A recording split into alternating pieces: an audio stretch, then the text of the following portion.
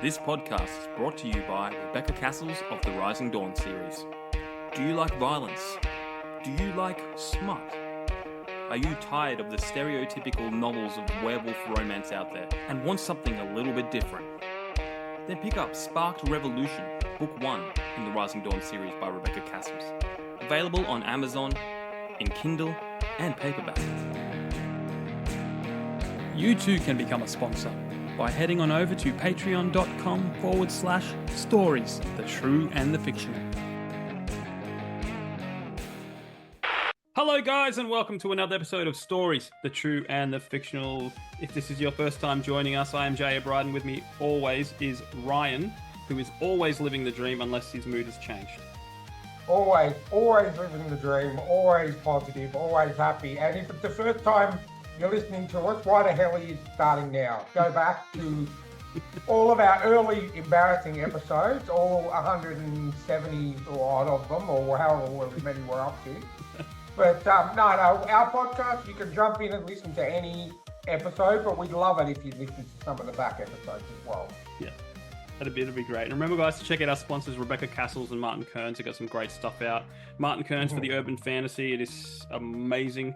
Rebecca Cassells for the paranormal romance. Not my kind of cup of tea, but she did model a character off Henry Cavill, and that is my cup of tea. So there's something for everyone. And there's werewolves, so there's not enough werewolf fantasy out there. It's all vampires and zombies and everything, but she delves into the werewolf romance. So definitely jump on and check out the Rising Dawn trilogy or series.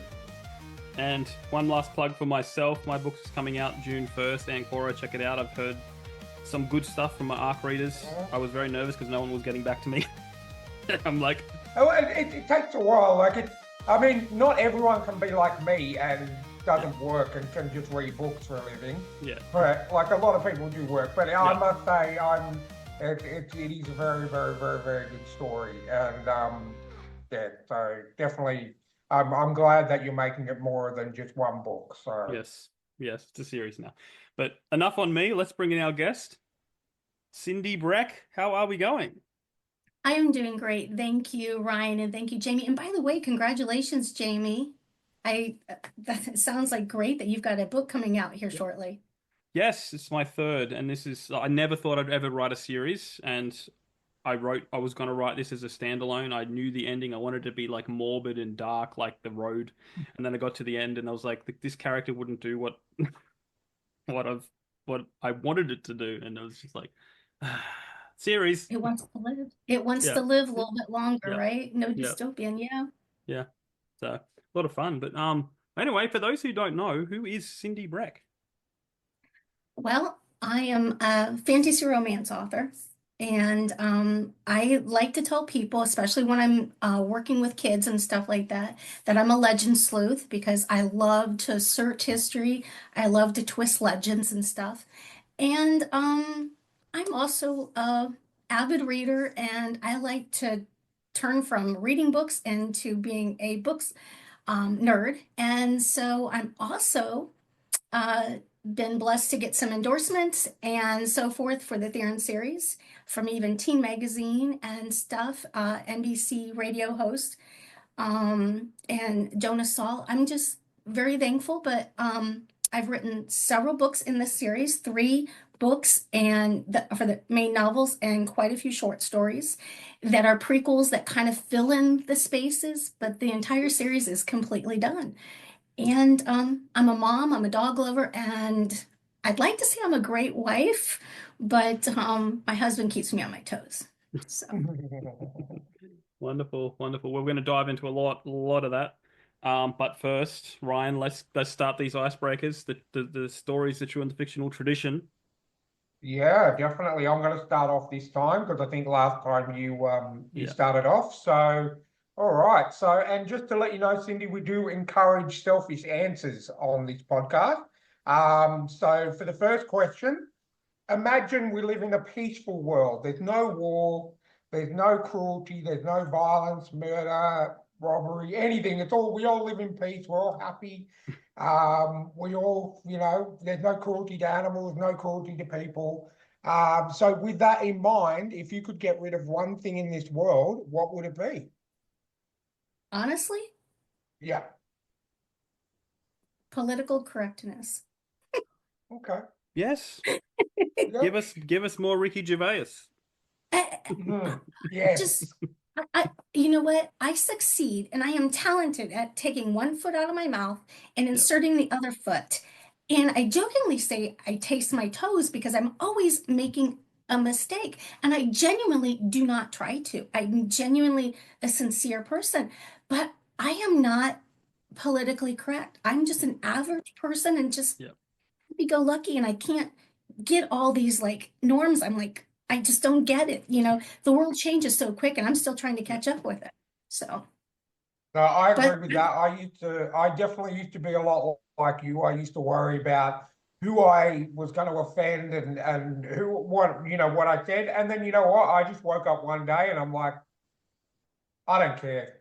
I'm just like, life's too short. There's no filter between here and between here for me. So I just say what I like to say. If I offend you, I'm sorry, but it's just me.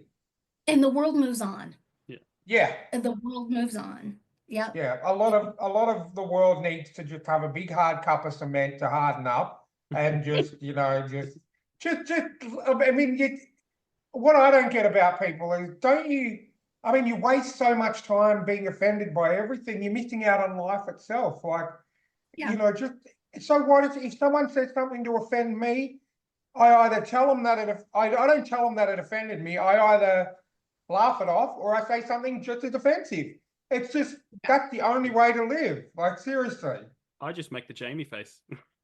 Yes, you do. Okay, what's a Jamie face look like? Oh, you'll see it. Trust me, you'll see it. I'll point it out during the interview. Okay, you brought He it will up. make a. So, okay, so now you I have will to. say something. I will say something that will probably, maybe not offend Jamie, but Jamie might be like, "Are we going to get cancelled for this?" And he will make the Jamie face, and I will point it out. Trying to avoid political correctness or whatever, but your Vice President JD Vance in the debate, do you remember that meme that went viral? He made that face. That's similar to what I do. It just when someone says something that's just wrong or I don't agree with, I don't say anything. I just Yeah, we had a guest a couple of weeks ago. I'm not going to repeat what he said, but he's an Englishman. So with people that live in the UK, certain words mean certain things. So certain swear words that we might find, well, I don't find any offensive, but that yourself or Jamie might find offensive, they don't really find offensive. So in the Patreon, lucky it was in the Patreon section, he was reading out some titles of short stories that he was reading in a book. And every title had the C word in it. And I'm not going to repeat that word because that's not, I never say that word in front of a lady or Jamie. But yeah, I could see, I was just sitting there laughing and I was watching Jamie and he did the Jamie face for a solid 5 minutes. Because I know Jamie doesn't like that word. Yeah. And so I just was like, I wanted to kind of step in and say to the guy, hey, but then I'm like, I'm having too much fun watching Jamie cringe. So yeah, but in the UK, like I know my auntie lived in the UK for 20 odd years and my family comes from Scotland and the UK. So that word doesn't mean like the F word is more offensive than the C word in the UK and Scotland and all that kind of thing. Whereas we see it as offensive, but it's funny that Australia is the country that uses that word the most. But we like some people here in Australia, like Jamie. I'm not saying Jamie. Well, Yeah, he just doesn't like the word, and it's not a nice word. I never say the word in front of females or women because I have respect for you. And but yeah, it was just so funny watching Jamie cringe for 5 minutes. Well, I had to listen to that word so much because when I edited it, I ended up putting duck quack noises over top of it. Oh, nice. Sometimes I think that's actually worse because, but exactly. But I very rarely curse, but I hear it all the time and stuff like that. It's not that I'm a prude or anything. It's just, I don't know. It's just not something, but trust me, I hear it all the time.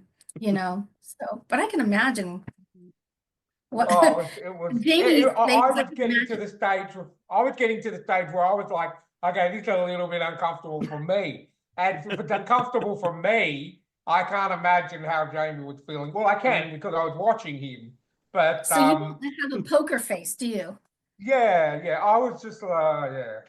Yeah, no, well, I can have a poker face at times. It's just like, it's just something will set me off, but Yeah, and you um, can't just stop yeah, I can't reacting. because I was, I won't tell you why or what, but I was at a friend's baptism. Uh, when was it? It was like a month or two ago. Mhm. Um, and it was Filipino family, and there was Mhm. 22 godparents for this child. And I was making the Jamie face all that time. My best mate sitting next to me counting them, and you just go 2, 3 every time I made the face, and he was just counting. I could not stop it. I couldn't stop it. But I've never But heard of that. 22 godparents. yes, 22 godparents. apparently it's a Filipino thing. I- to It's each their just own. insane. Look, no, look, that's fine. It's ridiculous, and that's Even me. the Like, you should have seen the priest. The priest was doing the Jamie face. Wait, he was stealing your facial expressions. No, no, no, no. I was counting them. He was saying things, doing things, and this whole thing was just weird. And I'm making the Jamie face the whole entire time. And Yeah, my mate next to me was just counting them. Like he'd just see me yeah, do it and go 1, yeah. Well, 2. I think I get the image of the Vance, how he would give his Yes. facial expressions and stuff. So I can imagine. Usually you could read my face, but sometimes I have to bite my inner cheek so I Yeah. don't come across Yeah. like, oof. Yeah. Yeah. Especially when you're trying to be serious and you know it's funny. When Yes. you Oh, really down deep know the subject content is funny, yeah. and you've got to be serious, whether it's Yeah. you're scolding your kid or whatever. Yeah. So, yeah. Yeah. 100%. Well, and I would just like to say, if he's listening, Matthew Turner, well done for making Jamie do the Jamie face, because I know he does He'll be listen. listening. So Oh, he probably, we say it all in jest. Like it was just so funny to Yep. see Jamie cringe for like 5-6 minutes straight. Yeah. But when you did edit it, did you put like a symbol over his mouth No. Well, because he was so reading people can still tell what he was going to say? Yeah, but he's looking down, so you can't see yourself. Oh, No, because he's reading them I out. see. That's going to be hard to edit when they're not giving like direct Yeah. eye contact with But the camera and stuff and they're looking down and stuff. Yeah. Yeah, but it's behind a Patreon. So if you really want to see it, guys, check out the Patreon. Yeah. See, that's a good way to sell the Patreon. That's Yeah. a great way to sell the Patreon. If you like the hearing Jamie the C face, word, right? yeah. Yeah. Oh well, if you like seeing the Jamie, if you want to see the Jamie face and you like hearing the C word, go subscribe to our Patreon. It's available now through Patreon. So there you go. For a one-time only shot. Yeah. Exactly. See, as you can guess, we like going on tangents. Sometimes our icebreaker questions end up being longer than the actual interview themselves. So we like to try and have fun. It's like a chat between three friends rather than an interview. So And you know what? I appreciate that. I genuinely do. Yeah. I do. So we really like to get to know the author, because then it feels more comfortable them going, now buy my book. It's like, get to know someone before you go, It's just, yeah, I get that. Yeah. And you know what? I like listening to other authors' interviews to get to know them and get to know their routine, how they have actually cultivated their backstories, their worlds, and stuff like that. So, like little dialogues like this where you fall into the conversation is so important because you pick up little nuggets, know? Exactly. Exactly. Yeah. And there's so many good ones out there. I'm going on a few, like, because I got a book coming out. I'm going like, can I go on someone's podcast? And I've got mine, but can I go on yours? And so I've got a few. There's some great ones out there. Tim McKay, someone we had on recently, a Canadian author. He's just started a new one called All Caps Book Chats on YouTube. Everywhere they live stream. Fantastic. It's just the same. It's just having a chin wag, and they do fun little games, and get to know people. It's great. But best advice I got was relax and fall into the conversation. And that's why we set when we send through our sheet, like spoiler alert, we do send through these questions a little bit early so the guests can prepare. But you'll notice when it gets to the main section of the podcast, it's just there's not very many points because we don't like to be question, answer, question, answer, question, answer. Yeah. We like to have you tell us about yourself, and then when you talk about yourself, generally I or myself or Jamie will find some points and we'll go off that and just bounce around off that. I feel like that's what makes us different from a lot of other podcasts. But now that we're doing it, I have seen a lot of other podcasts sort of slide into this a little bit. Yeah. Some other author podcasts I listen to are slowly starting to move away from the traditional news, bang, bang, bang, and just have a more free-flowing chat. Yeah. So Yeah. and that's what we need. I'm not saying, hey, you're stealing our ideas, but just that's what we want. It needs to be more free-flowing. So I mean, that piques my interest a lot more than point. Yeah. That being said, let's move on to our second question. Yes, sorry. No, Okay. you're right. This is the way it is. Seriously. Yeah. Seriously, I do not mind. I genuinely do not. Yeah. What is something on your bucket list? Seriously? Yeah. From the time I was in high school and I conquered some of my struggles, I wanted to write. And so it was just one book and it's morphed into quite a few books. The other thing that I would really like to do on my bucket list is take my family to Ireland and Scotland, which is where my family's from. So, Awesome. Well, my family's from Scotland and my wife's family's from Ireland. So there you go. I haven't, unfortunately, my dad went over to Scotland and England, and my wife's been back over to see her family in Ireland a few times. I unfortunately have not been able to go to the motherland. But that's actually on my bucket list as well, to go to Scotland and go to Ireland and see the beautiful country over there, because I get so jealous when my wife, she hasn't been over lately, but before COVID, she would try and go over every couple of years for about 6 to 8 weeks because her parents live over there. So she goes over there. But the photos she would send me during her trip, oh God, it's such a beautiful country in terms of, you can be she's from a place called Cork in Cargaline. So it's like a kind of it's like a port town, but it's not like a port town. It has like a harbour and everything. And she would go for walks down there and send me pictures of the beautiful, luscious Greenland and the water and the boats. Oh, it's just that's definitely on my bucket list too. So I can definitely appreciate your answer on that. yeah, well, I think dreams are so important. Definitely. I really, I don't know. I think aspirations and dreams, I think they give you a goal to attain, and I just think they fulfill your life to make it that much richer. So, and 100%. seriously, you could live through your bucket dreams, your bucket list.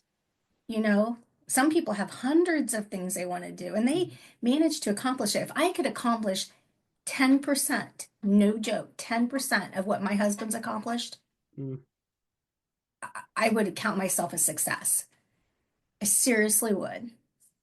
Well, you should count yourself as a success already, because you said on your bucket list you wanted to write, and now you've written all these books. So that, to me, that's not an easy thing to do, because I could say I want to write, and I can't write. I can barely write a shopping list. And so I'm more, Jamie's the author. I'm more of I read a lot. I read so many books.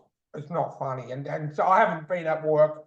I have been out of work, not by choice, out of work for the last 2 years, and I've read so many books over that period of time, especially from our authors like yourself that we get on the show. But to actually be able to say, I want to write, and then do it, and not just do one book, but do as many as you have, that is an achievement in itself. So I think you should say that you have achieved a lot as well. To travel is something, but to write, that to me, that's amazing. So you should be very proud of yourself. I am genuinely pleased. I will not say that I'm not, but Hmm. I've got a husband that's got aspirations and dreams. He, like, even right now, we're talking, he's building an 18-foot wooden water wheel. I mean, that's Wow. unheard of on a mill, a water mill. I mean, those things are just monumental, and you sit back, the steward of history, that kind of stuff. And actually, that plays into my book series because that's related. The setting deals with that water mill, and history is what the Therans are. They're stewards of history. So all of this comes from the 22 years of my life and stuff like that. So yes, I'm definitely, Ryan, I'm definitely pleased, but more so, I think writing was fantastic and is definitely something on my bucket list, but conquering dyslexia to get where I'm at, where I was transposing letters and how I could learned how to read myself and get through that to actually complete those stories, that's success to me. Oh, So definitely. 1 billion%. Because not I don't know anyone personally who has dyslexia, but I've researched enough about it to know that for you to say you've written that many books and you've got dyslexia, and how that's just amazing. Like, I had no idea that, that yeah, was something that you conquered. So that is something you definitely yeah. should be proud of. Well, and it's not like I've conquered it, like it's not there anymore. Yeah, It's yeah. just for that moment, as long as I'm not stressed, I could write. It Mhm. it flows free, but when you feel pressure or something like that, it's like, okay, it's not coming quick, and then I really know the anxiety's hitting me. Yeah. So, and then I start transposing, or I'm tired, and I'm done. But yeah, you know your limits as an author and so forth. And I just truly think that I don't know, I'm very thankful that I have completed those things on my bucket list, but I really do want to get to Ireland and Scotland. And then I'd like to write about a journey with my character that I have now over there in that setting, in another historical setting, because I like to use real historical settings in my books and stuff like that, whether it's Egypt or Italy or whatever. So, or Ohio. That's awesome. Awesome. That's awesome. Right, and that look, it is a good thing to have on your bucket list because it is achievable. You know what I mean? Yes. Like, a lot of people have bucket lists where they put things like, you know, climbing Mount Everest, and I'm not saying that's not achievable, but for normal people like ourselves, it's probably not achievable in this lifetime. But it's good to have. It's You got to set goals that are achievable. You Yeah. got to, especially when you're writing. I would assume that you want to have smaller goals so that you can go, yes, I can tick that off. And then as you get through those smaller goals, you can make larger goals and move on that way. So I think that's a really good thing to have on your bucket list, because you know what, it is achievable Hmm. eventually. So yeah, very, Oh, yeah. very well done. I have a method of madness to conquer the small goals and the major goals. So, Awesome. No, that and it I works. really appreciate it. Yeah, that's it. Okay, the next question is what you will be judged on. Okay. And I say that with no sincerity whatsoever. Um, this question could be, there's two answers for it. It's in your opinion, and if your favorite is not that one, what is your favorite? So in your opinion, what is the greatest sitcom ever made? And if that is not your favorite sitcom, what is your favorite sitcom? Okay, well, I have two. Okay. I'm a Three's Company fan. That dates me. Okay. You guys even know what? Okay, come on. Do you guys I know know what Three's it Company? is. I Yeah, know, yeah. yeah. I know what it is. I haven't watched it, but I know what it is. Yeah, definitely. Now you got to go back and watch it. But I always liked Three's Company. I just thought it was great. It was nonsensical. It was humorous. The whole thing. Now that I've gotten older and stuff like that, um, I'm not a real big sitcom. I'm really not a big quote TV fan. Yeah. I prefer to read books and stuff like that. But I liked Tim the Toolman. Yeah, Yes. And Tim's believe it really or great. not, I like Last Man Standing. How Oh, good I is love Last Last Man Man Standing? Standing. Yes, very, very good. I love how when they recast, they Hmm. really they don't avoid it. They just go like, "You look different." Yeah. It's just like, I like what I like about them is, well, like Three's Company was just kind of happy-go-lucky, yeah, Hmm. and you had your silliness to it and stuff like that. But I like as I got older, I liked the aspect of you had to think a little bit, behind some of the things. And I think Tim the Toolman, I just like the Tim Allen and that yeah, kind he's of so stuff. good. Yeah. hmm So, and all of those, boy, they really do date me. Ooh, No, so, well, I grew up on Toolman, Tim the Toolman, and and Yeah. whatever son it was that was Simba in the Lion King, hmm That was Jonathan Taylor Thomas, the yeah, middle son and with he Simba. and he In the turns up, original Lion, the only good Lion King, yeah, the cartoon Lion King, not the yes. live action Lion King, which was not good. Ah, but Um, there's also the but yeah. 3D cartoon Lion King, which was good. Okay, so you guys remember in Tim the Toolman, they had that man that he would always look over the fence. Yes, yes, Okay, the neighbor, okay. Wilson. Wilson. Wilson. Will, right, right. So I loved Wilson. And it's more so because I never got to see what his face looked like. Yeah. Who was he? What did he like? What made him like the reason of what makes sense? And he did it in such a articulate, kind of bizarre way to bring Hmm. across a point, right? And you go scratching your head and you're like, what? But I did something like that in my book series. I took a creature, Okay. and you don't see him, not even through the short stories that relate to the main series, the Theron series. You don't see it, but I did that. And I kind of took it from that kind of approach with that Tim the Toolman Taylor was doing all that kind of stuff because I like that. That was that little sense of mystery. What was the history behind Wilson and that kind of stuff? It was just kind of cool. So, but yeah, I'm I like that. I kind like of that. weird See, about that. you got to write what you know. You got. Yes. It's not weird at all. You got to write what you know. And Yeah. I think if I was a writer, I'd be doing the same. I'd be taking little tidbits from here, like obviously that show had a big impression on you.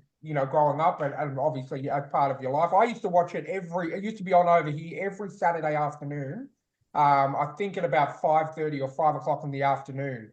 And we would just come in from playing outside and sit down and watch it with the family and everything. And obviously, hmm as we got older, I bought the DVDs, and then Last Man Standing came on, and that's just absolutely phenomenal. Um, Yeah. but yeah, I think you're always going to take things from what you know and your journey throughout life and incorporate them into your writing. So I think that's quite good. Well, I think there's something even like with this Last Man Standing. I only got introduced to that because of my husband. Okay. And he's just the main character. He's just got this way, Tim, of just bringing about making sense out of things that really are bizarre. And I just love it. I genuinely love it.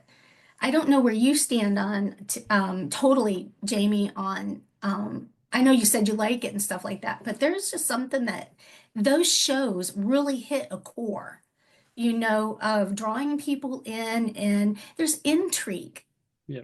Even with Wilson, there was intrigue with Wilson and a little bit of mystery, a little bit of Yeah. cleverness, and yet it was funny. Yeah. It was wholesome. It was funny, you Yeah. know?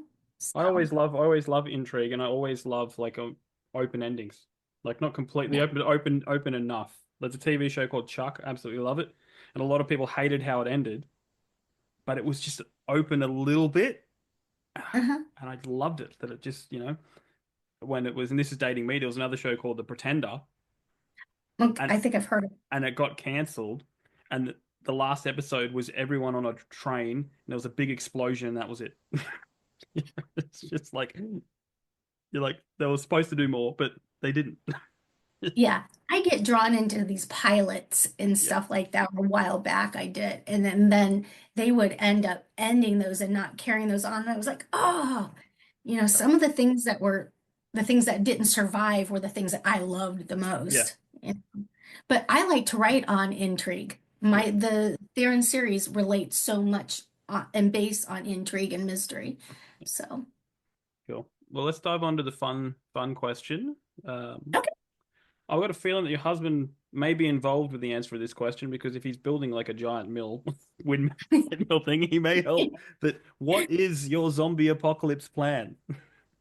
Well, we used to own that mill, and we sold it a few years ago. Oh, But anyhow, this is not his zombie apocalypse plan, but it's mine. One, I would definitely get some food, preferably the freeze-dried kind, because it's always good. Just Yep. add a little yeah. bit of water. 25 years preservation. Anyhow, and I would make sure that since this is an apocalypse plan, I would be taking an HEA book.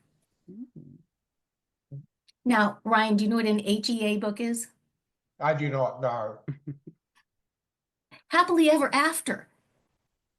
If you're Oh, planning okay. for the Okay. end of Yep. times, then you're going to take something happy with you. You're not going So to I'm read the going to road. I'm going to take a happily ever after book with me. Yes. So, but no. I don't think I've ever read a happily ever after book, to be honest with you. I love my favorite genre of movies is horror, and they never end well for anyone. And I think I Hey. love to read horror. I love to read horror novels as well. And again, they don't really end well for anyone. Now, Um, Ryan, it's all about perspective, man. mhm. The monster, the killer, whoever is doing the evil, works out well for them, doesn't it? Well, that's right. I mean, what do they say? Even they always say even the villain is the hero of their story. So Yeah. I suppose that does make sense. But when you're watching characters, like I love what they're doing at the moment with these Disney. characters that are not in public anymore. So you know, Cindy, Public you're old domain. enough to remember a character called Winnie the Pooh, right? Yes. Yeah. Yep. Okay, so Winnie the Pooh, I think about 3 years ago, became public domain because there'd been nothing recent done from. So I don't know. So basically, it's generally about 10 years. If nothing has come out with that property by the people who own the property within 10 years, it becomes free domain. So Okay. that Winnie the Pooh became free domain. So a beautiful horror writer made two movies. Sequel as well, which this is one case where the sequel is actually better than the original. So it's called Winnie the Pooh, Blood and Honey. And what this is the first movie is Christopher Robin goes with his girlfriend back to 100 Acre Wood. And he's grown up now. He's in his like maybe late 20s. Takes his girlfriend back there and tells him all about these characters that he used to grow up with. And turns out Winnie the Pooh and Piglet in the first movie are now murderers, killers. Well, they're not human. They're not these. I will put it this way: they're not like a person in a Winnie the Pooh mask. It is actually Winnie the Pooh, the bear, and the piglet, and they go on and kill a lot of people except for Christopher Robin. And then in the sequel, we get introduced to Owl. We get introduced to Tigger, who is a vicious tiger-like creature. And they actually explain how they became what they became. And it turns out that a scientist had been manipulating genes, kind of like the guy from South Park. He was mixing human genes with bear genes and human genes with tiger genes to create these monsters. And look, I'm not going to lie to you. I was in hospital a lot last year and the year before. And I watched the first one when I was in hospital in 2023, and I absolutely loved it. And then they brought the sequel out, and I watched the sequel. I was in hospital last year, and I loved it even more. And now they're starting the ball rolling with there's Popeye, there's a Popeye Mickey Mouse horror movie, which I Popeye love. the Stealer Man lives in a garbage can. Well, this is a horror movie where Popeye actually goes and murders a whole I bunch of kind of people. figured that, Ryan. I kind of Yeah, figured. and you know what? They actually released 2 Popeye horror movies in last year. One was just called Popeye's Revenge, and the other one was called Popeye the Slayer Man instead of Popeye the Sailor Man. They also released a Peter Pan Neverland Nightmare, which is actually, I love this because I've always thought of, if you read the original Peter Pan book that came out like back in the 50s or 40s or whatever, it was actually Peter Pan was stealing young boys to take to Neverland, their souls forever. And this movie it expands on this. It puts Peter Pan in as the villain. And Tinkerbell, there's a scene in it where Tinkerbell's shooting up heroin, thinking it's fairy dust. And it's just so much of I mean, I know it doesn't appeal to everyone, but for me, seeing my childhood heroes turned into monsters, like my favorite genre, is absolutely brilliant. So they're making this whole Winnie the Pooh universe. So in that Winnie the Pooh universe is Peter Pan and Tinkerbell, is Popeye, and they're doing like an Avengers kind of thing coming up in a few years with Winnie the Pooh, with Piglet and all those, and Peter Pan, and all these childhood characters. There's Mickey Mouse ones. There's not actually Mickey Mouse, it's Steamboat Willie, who was the original Mickey Mouse from the black and white cartoon, but now he's actually a murdering mouse hybrid, which is amazing. Now, look, these do sound B grade or C grade or D grade. And I'm not saying this in a humorous way at all, but they are really not. They are really well done by this team that's looking after all these childhood characters and turning them into horror villains. It is actually, I'm actually looking forward to the next one that comes out. And you know what? Horror has gotten me through a lot of dark times in my life, and I watch at least one horror movie a day now. My wife cannot stand horror. She hates horror. She watches slasher movies. So there's a killer like Scream, or the new one that came out called Hard Eyes.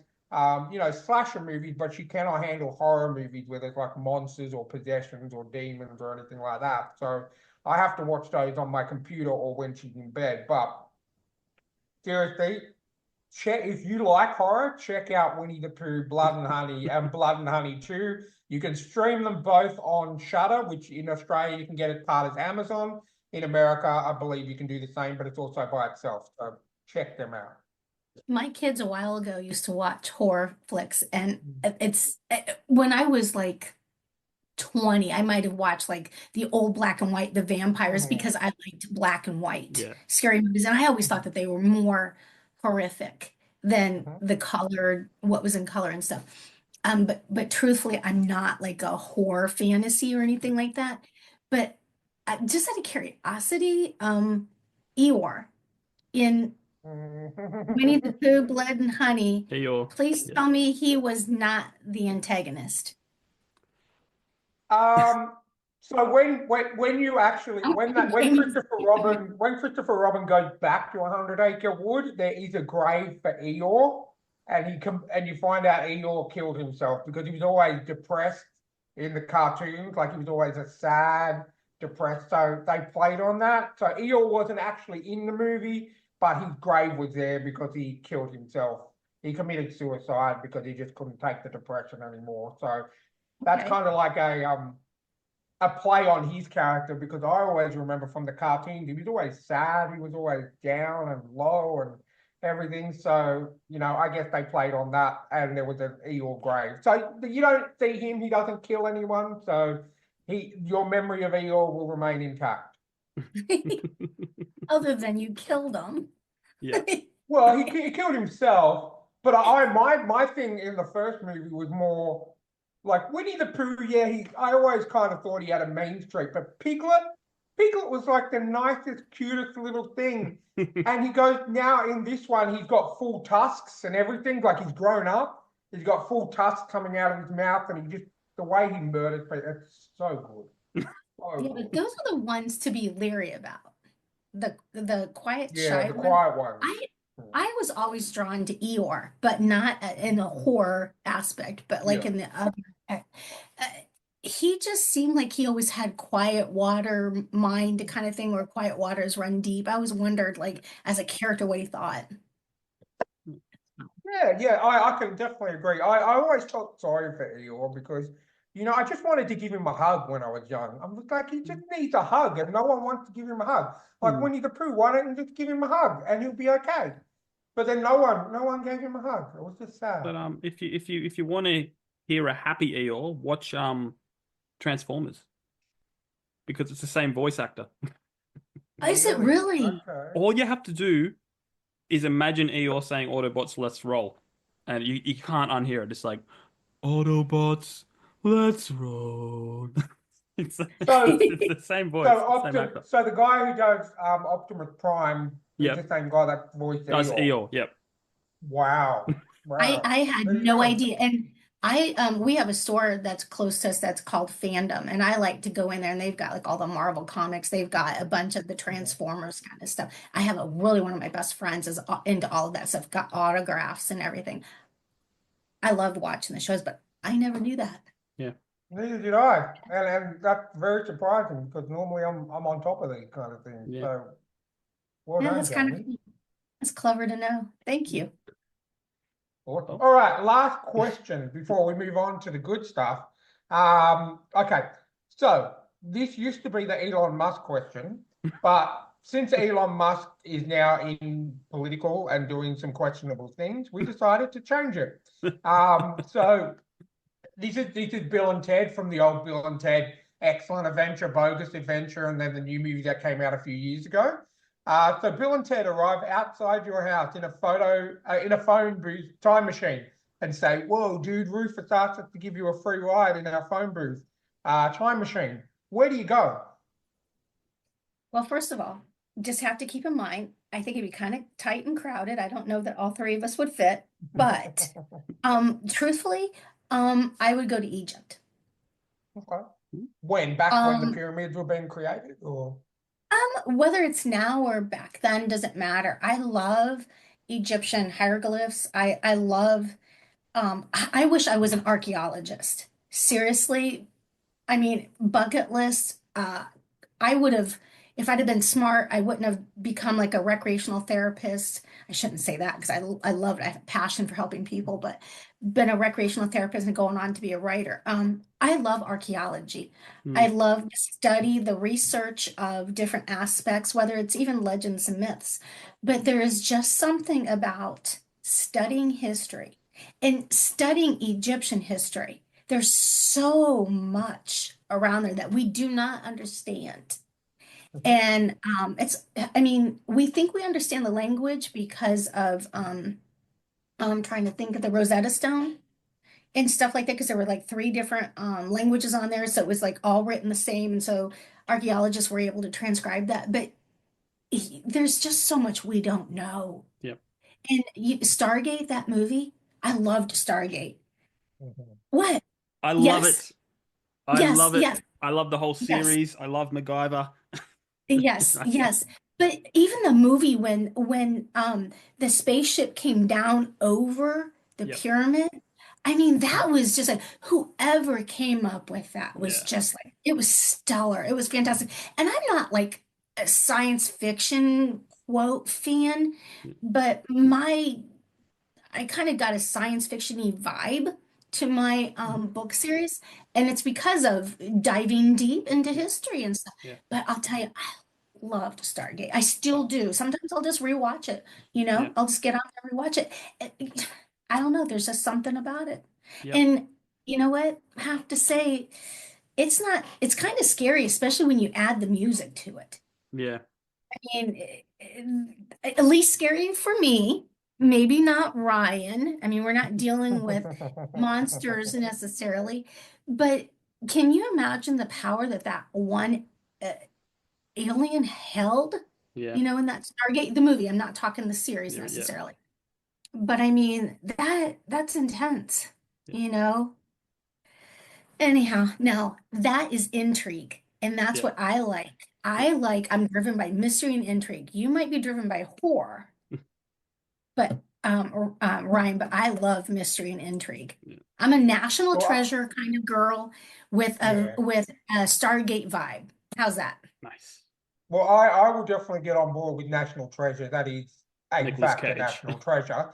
Oh yeah. But yeah, you can't go wrong with Nicolas Cage. But yeah, I've only watched Stargate once, the movie once, um, and that was just on the recommendation of Jamie and my wife and our mutual friend Chris, as well. But I know Jamie has watched all the seasons multiple times, the movie probably multiple times as well. So. I feel like I should leave the room while you guys talk Stargate. Hey, you like the movie he did after Stargate, I didn't did, you? yeah, I did. Independence Day. Yeah, Yeah, You know? Independence Day was good. Yeah, same director. So hmm Now, see, I'm not one of those that knows the names of who wrote this, who spoke this, or whatever. But I mean, there's certain movies that just stand out. Anything with a quest or a search for a hidden treasure or Yeah. something. I, I love seeking out the unknown Yeah. and trying to come up with the answers, whether, like I said, it's a treasure. And I mean, where the historical mill that we used to own, it was built in 1816. And we discovered history around it. Like even they're saying in the general area that we live in, which was hit by the glaciers some thousand years ago, there's giant bones. It's even in the Wow. museum Yeah. down here. And so wow. yeah, these giant bones. And so if you could imagine taking off with a story or telling a story about this, I mean, and it's in your backyard. I mean, in America, 1816 is old. We're not talking Europe or anything like that, which they've got 15th, 12th century and stuff like that. You're talking something more current, but still, I mean, there's enough history here that you could build something on, and I love that. Yeah. No, 100%. definitely. No, I'm definitely love. Not only do I love horror, but I definitely love mystery and intrigue and stuff like that. So I think that's amazing that that all these amazing things have been found, not just in where you're from, but all over America, and we don't know hardly anything about them. Mm. Yeah. Yeah, we don't. And there's museums that hold that history, or there's vaults. Yeah. You know, I did a lot of research on Edgar Casey. He's the Sleeping Prophet, and some of the stuff that he would share and stuff like that. It's definitely very interesting. But if I had to answer that question, I definitely say that I'd be kind of tight and crowded with Bill and Ted both. Mhm. But I would love to go to Egypt, seriously, hands down. The only thing is I don't like close quarters. Yeah. Oh, So get okay. in between those little tunnels. I mean, kind Yeah. of tight. I saw a video recently of someone going into like where was it it was in Egypt, I think. It was like the Valley of the Kings or whatever it is, and he just goes into a certain Hmm. tomb and you got to crawl through time. I'm like, oh, I couldn't, I just like being Yeah, trapped in. right. Yeah. It's amazing though, if you think about the desert that's over there and how much, like, even if we don't clean our house for a year, Mm. how much dust piles up. Mhm. And then Yeah. you morph that and speed that up by 100 years Yeah. and how much could cover here. Yeah. The history that's underground. Yeah. I mean, it's huge. It's got to be huge. I mean, they're uncovering something every day. You know, if you haven't figured out, I love history. That's why Yeah. I jokingly say Yeah. I'm a legend sleuth, but and I don't know, I just have a passion for things like that. So, No, I think yeah.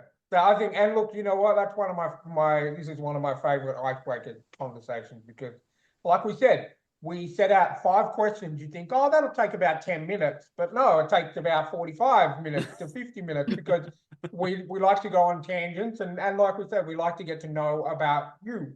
And, Yeah. you know, for our new listeners, this might be their first episode. They get to learn a little bit about me and Jamie, but also they get to know a lot about you. And now when they see your books on Amazon, when they go and check it out, you know, after the podcast, they'll go, oh, or maybe even a few days. Oh, I remember that author because she really wanted to go to Egypt and she, you know, knows a lot about history rather than just going, oh, what was that author all about? Do you know what I mean? So that's why we like to have these icebreakers at the beginning of the podcast so that we can get to know you.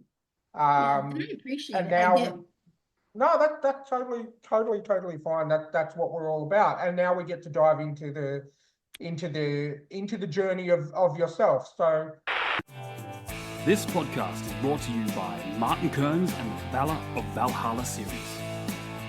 In the battle between two ancient evils, can one naive young man become the last hope against powerful creatures of legend? Beneath the Veil is the gripping first book in the Valor of Valhalla dark urban fantasy series. If you like reluctant heroes, infernal myths, and bloody epic clashes, then you'll love Martin Kearns' formidable foray into the unknown. So head on over to readkearns.com and grab yourself a copy of Beneath the Veil today.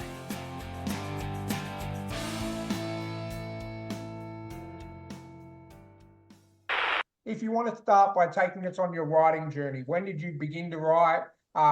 When did you find, I know you said it was on your bucket list, but when did you actually seriously start getting into writing? I had the dream when I was in high school, but I never really tackled it until my daughter. And I'd say that she was kind of an inspiration, but my daughter started getting into kindergarten. I played around with the ideas, and see, I quit my job as a rec therapist to stay home with our kids.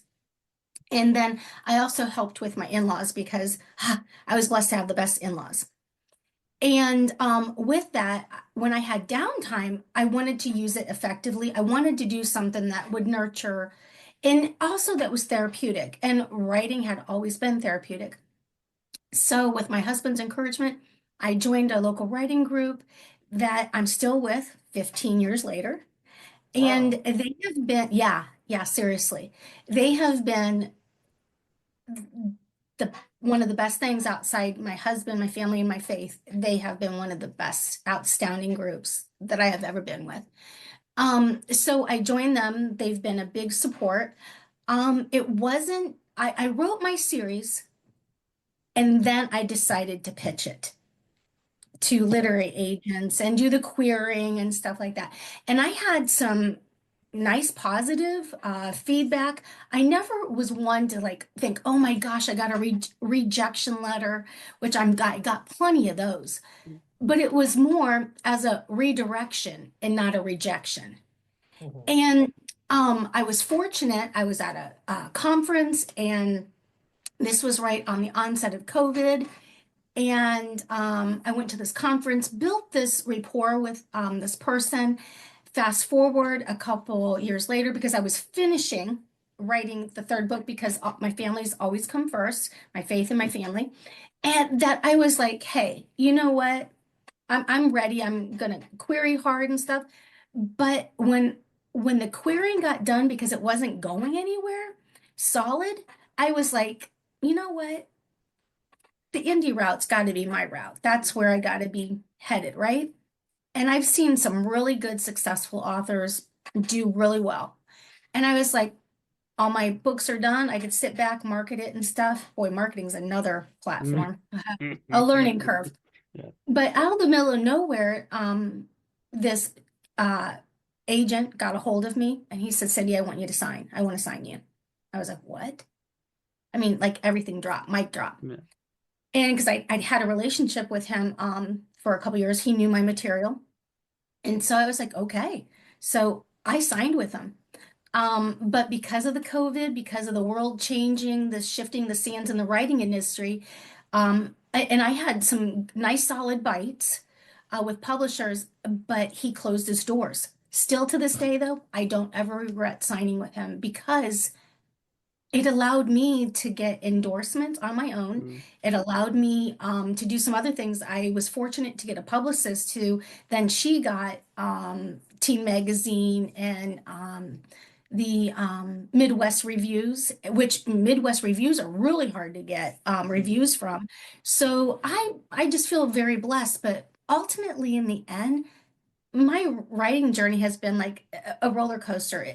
I've had a lot of struggles. I've had a lot of doors that have opened up, but overall, it's been a building block to make me the woman I am today, the writer that I am. And you could probably see from book one to book two to book three, you could see the gradual changes. But the beautiful thing about I'm thankful about having completed all those books is that all the plot holes are filled in because they've been well read enough. Yeah. I should not have any loose ends. And now I feel great that I'm on this indie route and I'm looking at a 8 week, it might end up being a 12-week book tour this fall. So we'll Wow. see where the journey goes. But yeah, so I mean, it's been very encouraging. So and like I said, I'm blessed with great support as far as family and stuff. Oddly enough, my main protagonist is a mixture of my daughter and me, but I got to watch her grow up. So the readers get to watch that character grow up too.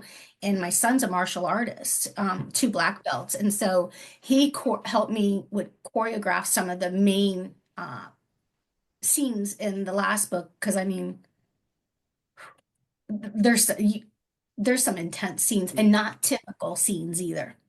But I think the best selling point for my book series is you could walk in the house where that character Callie lives. Even though she's fictitious, it's a real house. You could walk in that mill where she lives and touch it. And I think the setting is what really has been part of the impact that's inspired me so much. And that's why I would want to go to Egypt because my books don't just stay in Ohio. They go across seas and stuff like that. So just back on your son being a black belt. Like, why isn't he part of your zombie apocalypse plan? You know, like he could take them all down. Oh, you know what? You know what? He is a good, fantastic kid, but I'd stand in front of that door before I'd Yeah. let him get touched. Yeah, that's true. Yeah. That's true. Yep. Oh, Yeah, I can, it's always, and I knew that was going to be your answer to that question because, you know, you've got someone like your son who's got two black belts, and then you've got yourself, and he could probably take care of himself, but because you're the mum, you're first in line. You're like, nah, you have to go through me to get to my son. So I love that about that. That's awesome. yeah. Well, and keep in mind, you don't reason with zombies. No. No. Oh, it No, depends on the and you zombie. don't. What was that? Depends on the zombie. Yeah, exactly. Yeah. So knowing me, I'd probably try to do some funny jokes with it or something like that. But yeah, nah. No. But no, I am definitely a mama bear. Yeah. Yeah. So Well, before we dive into your series, there is a question because you are a romantasy author, aren't you? Are you not? Yes, that's the right. yes, Yes. yes. So there is an element of fantasy. We have to ask you the Amy Cormack question because Amy Cormack is a guest that came on a while ago, and he Okay. sparked this whole discussion about maps in books, and he likes them, but he thinks they're unnecessary. So that's that sort of thing. So.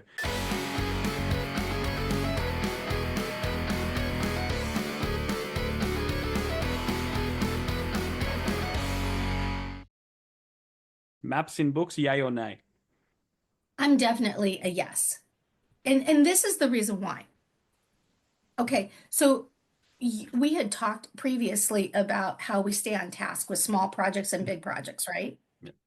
You have to have lists and stuff like that that keep you going, right? I have 7 boards in my room. 3 are white boards.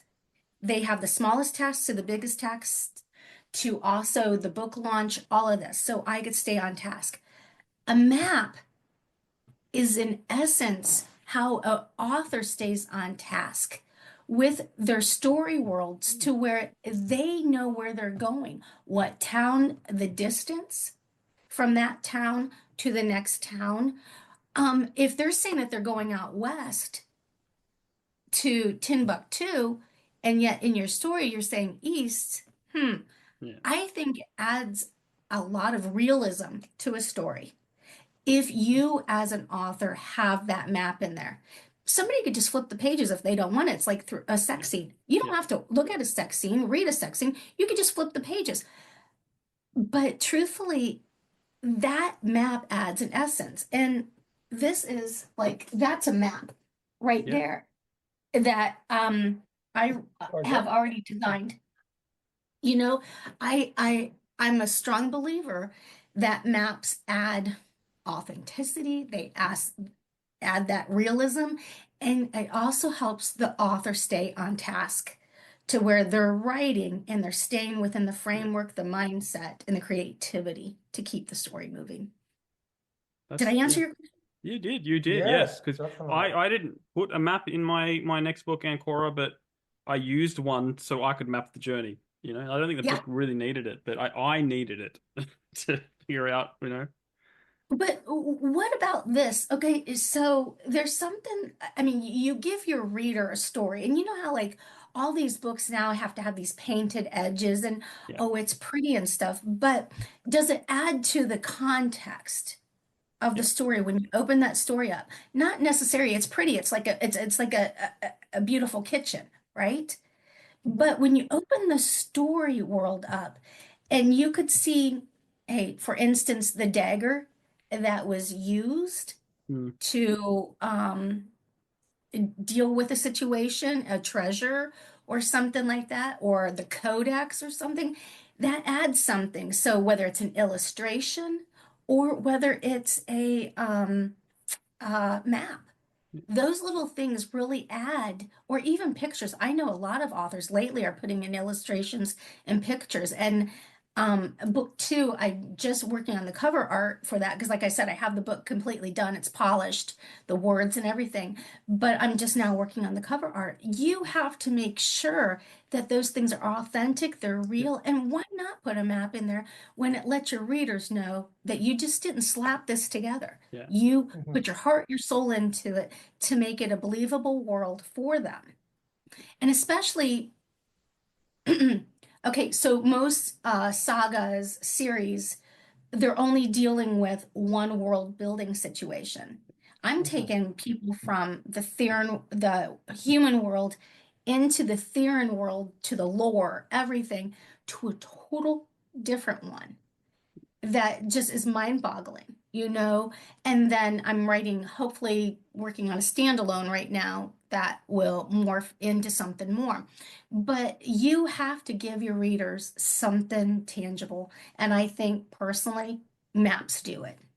And I think you should put something different in about your map too, that's unique. It doesn't just have to look like everybody else's map, from Sarah Moss or some of the other authors I might have around here. I mean, it has to be something original and authentic to your book series. Take that, Amy Cormack.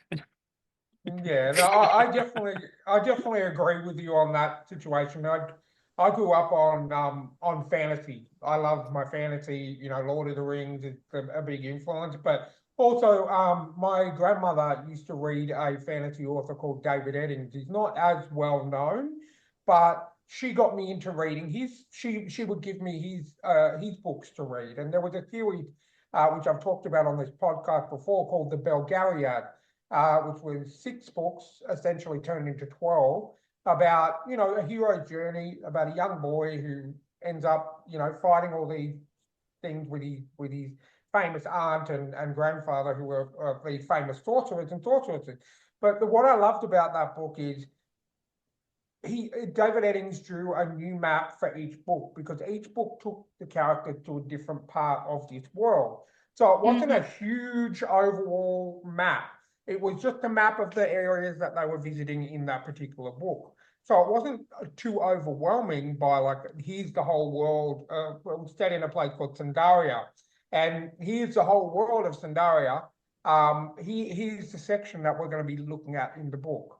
And then the next book would show here's the section we're going to be looking at in this book. So as I was reading, I could go back to the front of the book and go, oh, okay, that's where we're at the moment. So for me, I prefer those kind of maps to here's the whole world in the first book, and you've just got to keep going back to the first book, you know, for reference points. Because I am the kind of person who will go back to the map for reference points and go, oh, okay, here we go. You know, so I definitely agree that each author has different views on maps and have different, you know, ways to design those maps, but I think it does give the reader a better entry point into the world that you're creating. I mean, you guys have gone into so much trouble to create these worlds. Why not have a map in there to show the worlds that you've created? Well, and the interesting thing is what I might put in 452 pages of a book, hardly any of it from the world building aspect is in that book. 90% of it is in like a folder stuck so far away, but it's what you use to bring to life the main essence of that story. So I actually am putting a little bit of more of that world building stuff, like the creatures, what they might look like, illustrations, that kind of stuff, because I think that is so pivotal.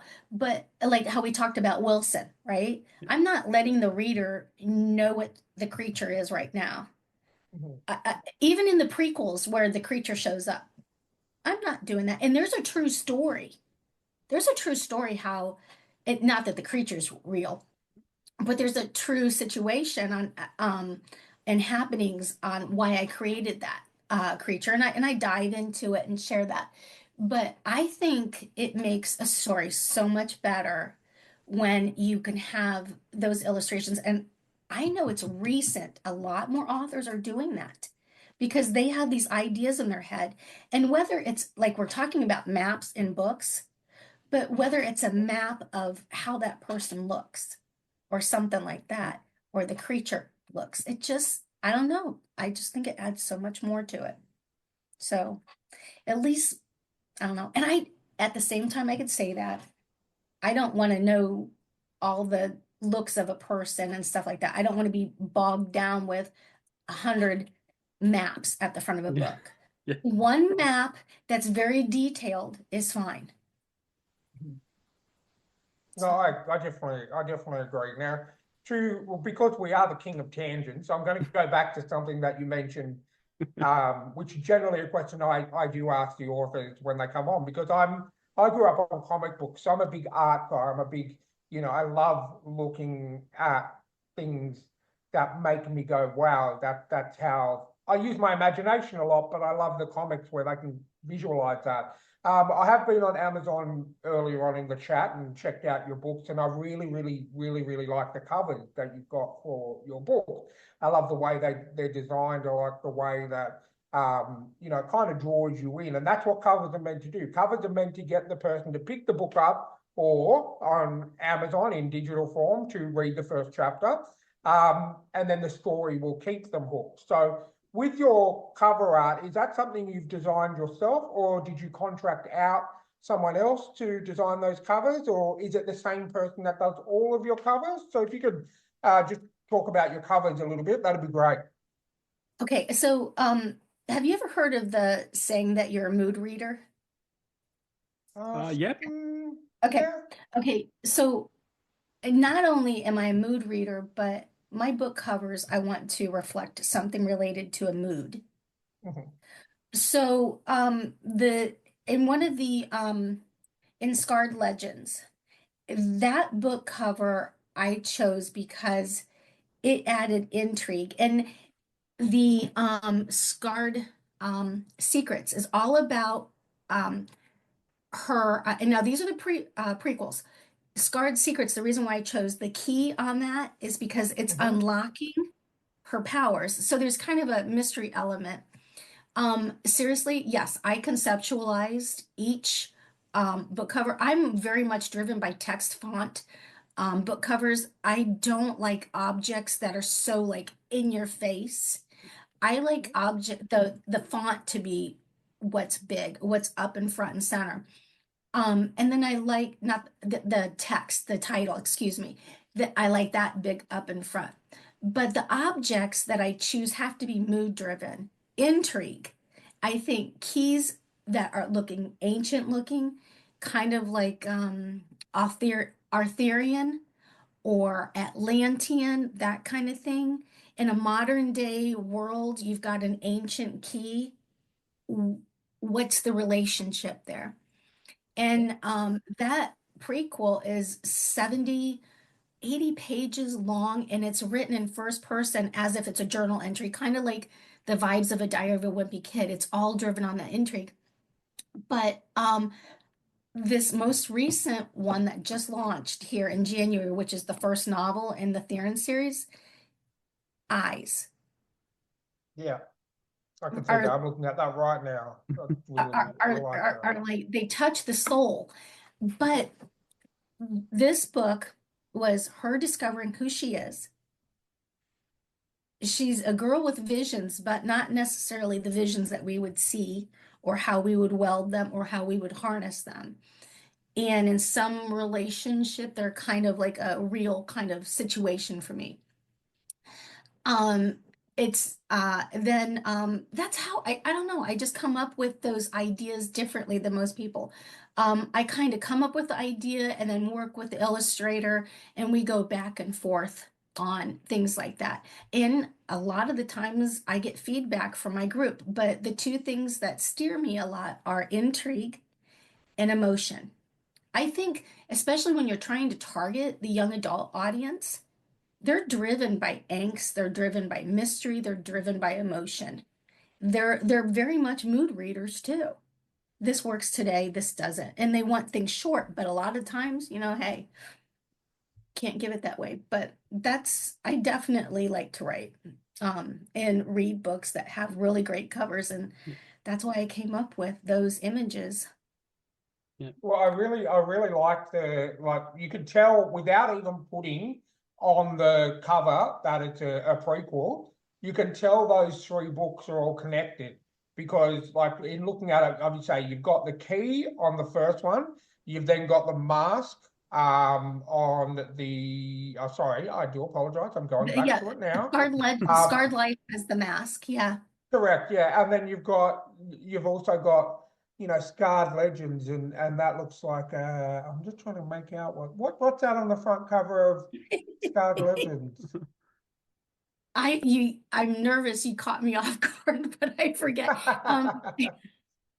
But I know one was the key and the masks, and the masks look like the Janice. The old theater masks, the ones that you Huh? used to see Yes, in yes, the yes. theater I was masks. trying Yeah. to get them to look like in January, how those Mhm. masks, like on ancient doorknobs, but I could not Mhm. get that. So I went with those older looking masks and stuff like that. Now, the first book, and I know this is not often done, but the first book, which is Scarred Legends, is truly Callie, her mom and dad, and how their story catapulted off to make this whole series. So it's kind of like you get a little piece of that. But yeah. Okay. So are you using you're using the same art same do you Yes, design them so you design them yourself and then you pass it on to your cover designer? yes, I did. I worked with a cover designer initially on the Therans series, and she did really great. And then, and I was very happy with her, but the prices, like, they go up. And when you're an indie author, you're like, ooh, I gotta wait back here a minute. Yeah. And then a friend of mine, Chrissy, she was like, you know what? I think this person's really good. And I'm like, okay. And it was get covers, believe it or not. And I was like, okay, I'll try them out. And my gosh, hands down, they are right at my price point. But not just that, they work with you. And they really, this lady, Karen, that I've been working with, she comes back and forth at me. Are you sure you want it that way? How can I do it this way? And like I'm doing a short story right now. It's a Christmas short story. It's got the book cover of a tennis ball and all these Christmas bulbs. cracked open like eggshells with this huge claw from this creature in on it. And she's like, I love this. Mm. I mean, I like weirdism, I like emotion, I like that intrigue. And they have worked great with me. And hands down, I will continue working with them because they Awesome. get it's nice to work things out in an email because when you write things out in an email, for me, I do so much better writing it out and how I visualize it to Mhm. rather than how I can tell it. So, Yeah. Well, the covers are definitely very, very, very good. They grabbed me straight away, especially the prequel covers. They're just you can tell they're part of a series because it's the same essential color scheme, just with that different image coming through the glass at the front of it. So, yeah, well, in the definitely prequel, there. yeah, the prequels have their own color rhythm Mhm. in there. And Yeah. then the main book series. Now, okay, so the Therans, Secrets Beneath Scars is Mhm. blue. And then the last book, I'm not gonna, it's the Therans something, and Mhm. it's got one of the best titles in the world. I absolutely love it. It's Solid Red. It's Okay. this in-between book that I'm working on right now that will have the mist that's in the blue. It'll have the mist in the blue. It'll be focused more purple, and then it will have the little bit of the red. But I just got some of the information and back, and then the visual, and it looks like on the bottom section in the shattered glass, because the shattered glass is significant to my Mhm. main character, it looks like reflection of fire. I Oh, mean, they Nice. they really seriously, and I had no idea. Now, keep this in mind. I could visualize some of this, but I did have a really good graphics designer friend of mine, Jeff, and he helped me like lay this out. My daughters helped me. I've had a couple friends from my writers group give me solid feedback, but there's been a lot of heart and soul put into this because in the end, I mean, Jamie Ryan, this is what I'm going to be recognized for. A polished book, mhm. something that was clean for teens, something that adults, like Alison Goodman's Dark Days Pack book, adults are driven towards that. Even Twilight, 50-year-olds were driven towards reading that. I want people to engage with my book series because they think it's cool and they think it's it's it's dynamic. Yeah. I mean, I get into history, but it's not heavy, but it'll rock your world. I mean, definitely rock your world. Yeah. Cool. So we've talked about the covers. Now let's open them up and talk about what's inside them. So tell us Okay, okay. tell us about the series and like how you came to create it. Well, that's an interesting story. So, I like to jokingly say that, well, first of all, I've always been intrigued by legends and myths. Yeah. And I've always taken the time to sit back and analyze what would this be if it was different? Why does it have to go this way? I'm Yeah. just that type of a person. But Mhm.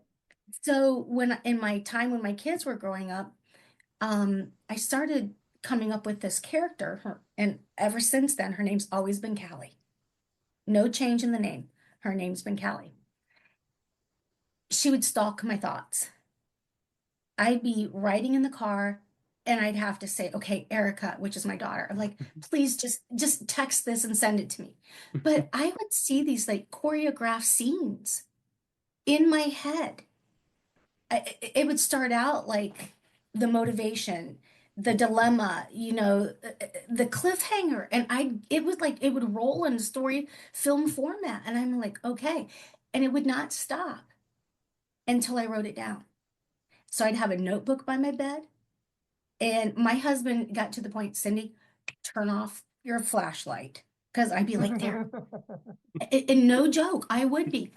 But after a while, when I got a lot of these images together, I'm looking at all these pieces and I'm like, what do I do with this? You know, it, it didn't make sense. And so finally, I started giving a little bit of personality to this image that I saw, because I knew that her parents were dead. I knew how her parents were died, and I knew why, but I had to put something behind it, a story world that was authentic. And so I'm standing in the mill one day and I'm like looking around, I'm like, wow, what about having her work here? What about, bringing to life an actual real setting? What about having her live in the house that we've lived in? You know, why not? I could taste it, I could touch it, I could smell it, I could bring it to life. And so I brought it to life on these pages and stuff like this. Um, Callie is a rare, I think by the time you get to grow with her going through this story series, she comes off apprehensive, hesitant. Mhm. She doesn't own her identity. She doesn't want to own her identity because she's seen the misery that's been behind her. I mean, the opening scenes are just like, my daughter said when she first started reading it, and other people were just like, okay, we couldn't get through the first two scenes because it was just like, it just stops you. Not that it's gore, no, but it's emotional, you know? Yeah. So, boy, I forget, is there something else I should be telling you? I'm trying to think if I answered your question. No, no. Well, that's how you created it. But like, what's the overall premise, plot? Okay. What's the world like? Um, Okay, well, let's just say Secrets Beneath Scars is about Callie Tresham, her self-discovery journey. But she's not a typical teen. The story goes from an orphan girl learning about herself, the answers to her origins of her powers, and when she stumbles across a conspiracy Ooh, in another world. well, there's the intrigue. And yes, yes, yes, and the death threats that she gets because um, let's just say history repeats itself if you don't learn from it. Yeah. So, but Now, hopefully that's a little bit.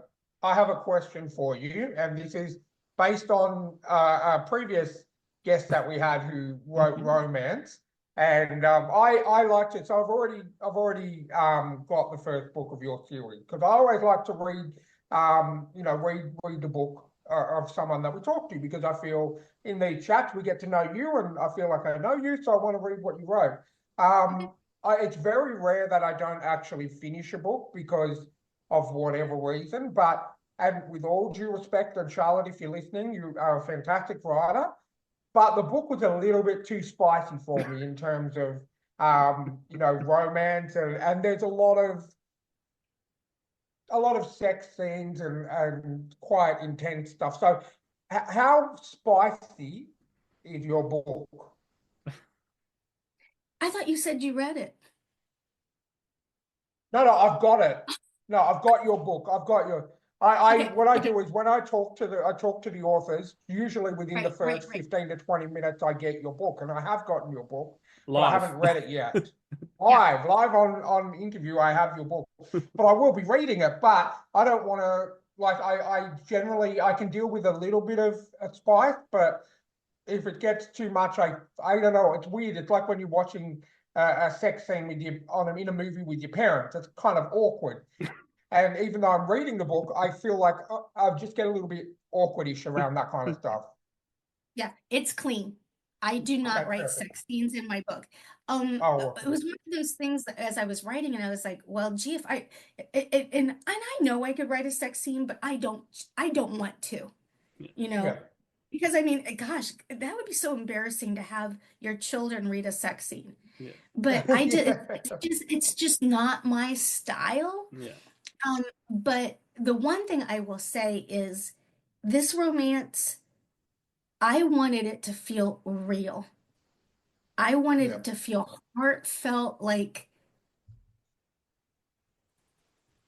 they knew each other so personally. You know, it wasn't just some books you pick up and it's like they kiss and it's just a peck. Yeah. Mine is tender. It's a paragraph long, no sex scene, but it's a tender kiss. I I could not imagine. I live a real life dream.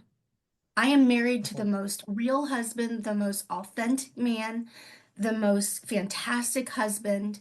I know what love is.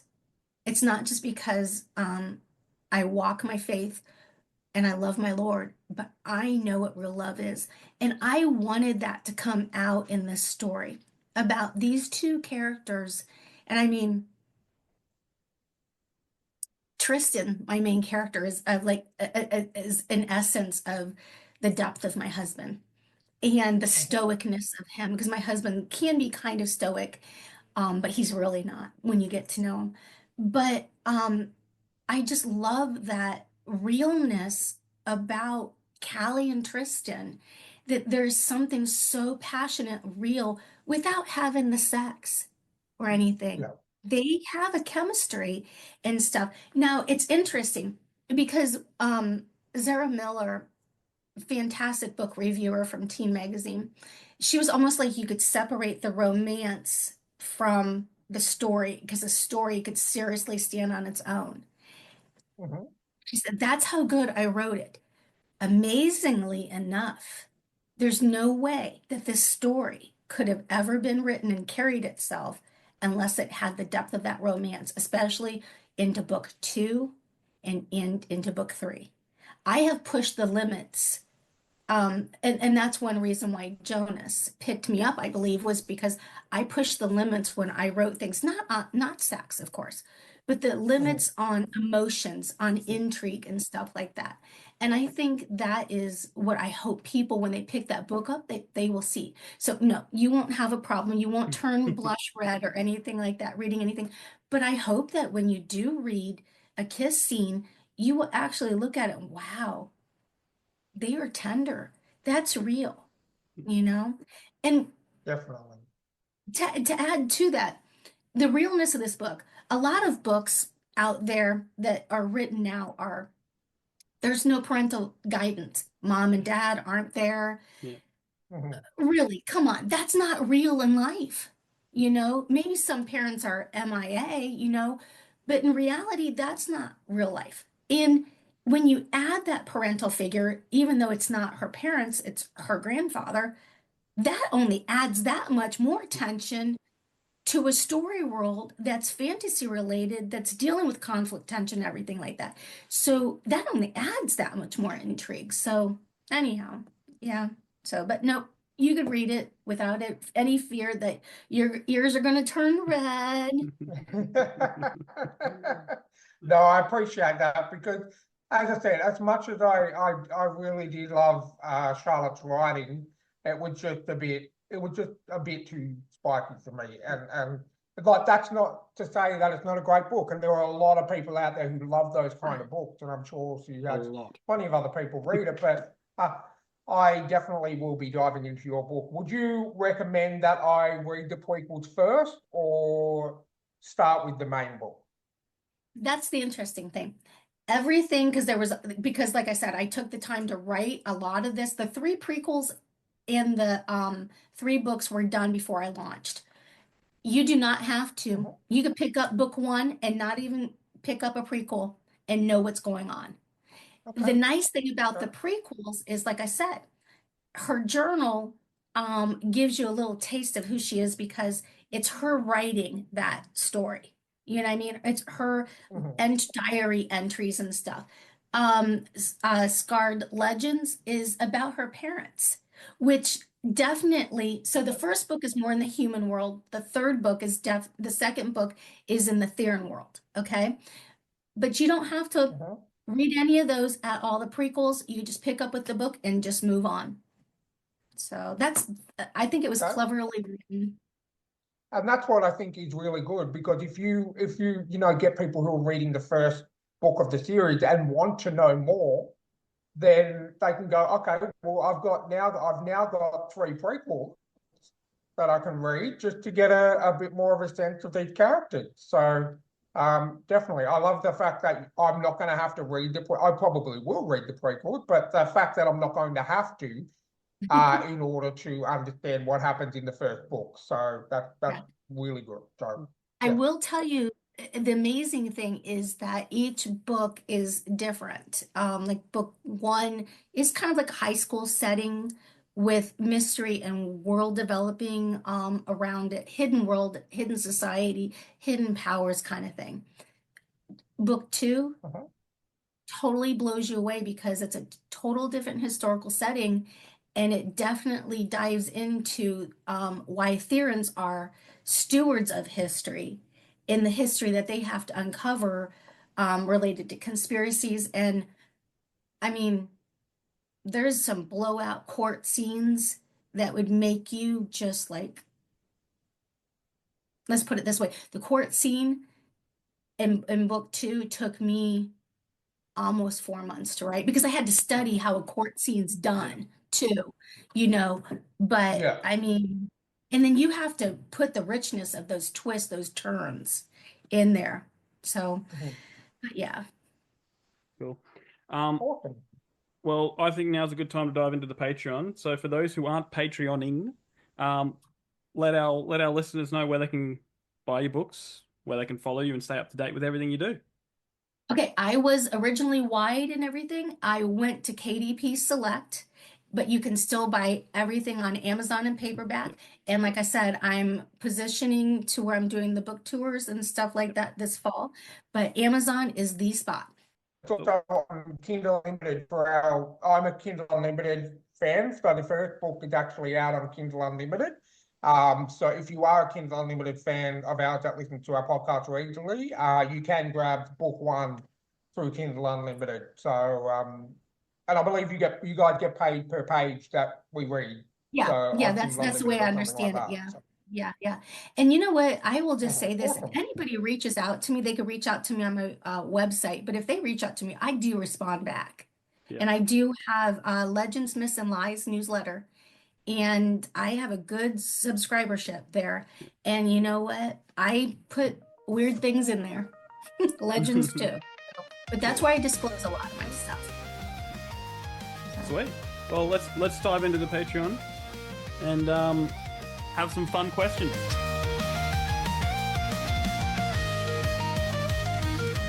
So the next one, I'm gonna know already in advance what your answer is gonna be just from the conversation. Okay, so you have to tell. So then Jamie, you have to say what my answer is gonna be, right? Okay. Okay. No. And then you ask me the question. how do we know that you're not just your twin sister filling in and you're not, the real you is not just off doing some writing and she does your publicity? I won't ever tell.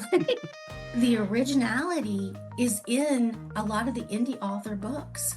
That if they would take the time to go look at those indie authors and see what they have written, that is real. Those are organic. The concept, the concept is going to be similar, but it's going to be so much more richer. Pride and Prejudice. Ooh. Wow, you had that one fired up. Where do you go? How do you feel about the Pride and Prejudice and Zombies movie? Okay. So I actually think that was kind of cleverly done. Oh, you really want to ask me that question? Yes, we do.